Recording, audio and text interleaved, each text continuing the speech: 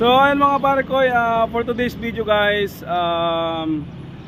so gusto ko lang pong i-reveal yung aming kauna-unahang souvenir sa aming sahod ni partner, no?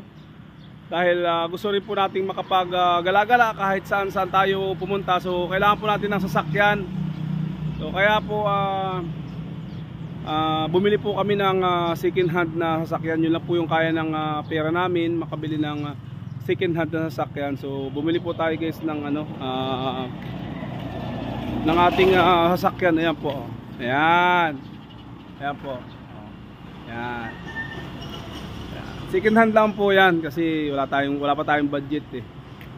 So ayun guys, so syempre maraming salamat sa kay Meta, no, sa Facebook kasi nakabili na kami ni Bisdak. Halika dito. So ano masasabi mo sa ating bagong sasakyan na panggala natin? Huwag ka lang tumingin na kung ano-ano, tinatanong kita. Ano ang masasabi mo dahil mayroon tayong service kahit saan tayo pumunta? Akin lang.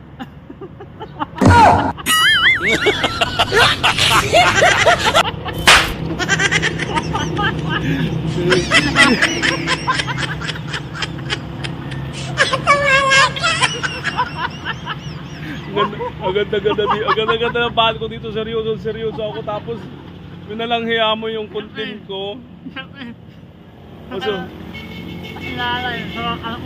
Halika dito. So ito guys, ito yung sasakyan po namin.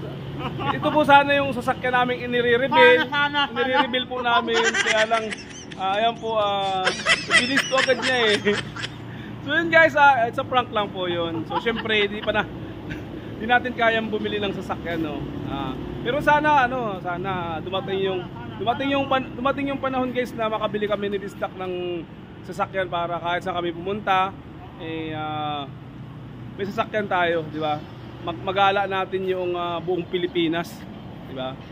So yan guys totoo ay hindi po yan amin. Yan po ay pinag-drive lang namin. So galing kami ng Manila. So yan guys, bago namin iuwi yan doon, kailangan malinis. So andito ngayon kami sa car wash. So yung isa hindi ka pa matapos gumawa dyan.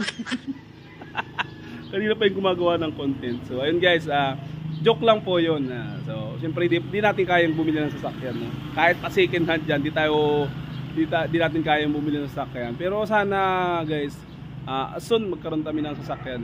Siyempre pangarap din namin magkaroon ng sasakyan. Kaya lang wala tayong budget.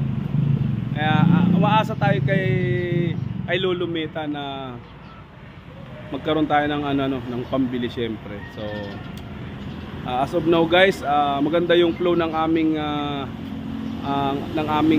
earnings. So sana magtuloy-tuloy yung earnings namin para makuha namin kung ano man, makamit namin kung ano man yung pangarap namin ni Bisdak. So yan guys, sa suporta po ninyo, lalo sa aming mga followers, sa mga nanonood po ng aming mga videos.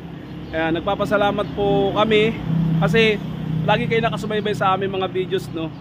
So dahil po lagi kayo nanonood ng aming mga videos, siyempre nagkakaroon kami ng earnings, lalo na si Bisdak. Ayan. So mas malaki na yung siyempre yung sa kanya. So magkaiba po kami ng account niyan. Pero hindi po kami naglalayo. So ayan. Thank you po sa inyo dyan, sa mga followers natin dyan, sa mga kahit di natin followers na nanonood. Maraming salamat po. Siyempre guys, sa pag-share ninyo. Kung hindi nyo sinishare ang aming mga videos, hindi po yan kakalat. So, ayan po. Sa mga gusto po makatulong sa amin, i-share nyo lang po yung aming mga videos na ina-upload.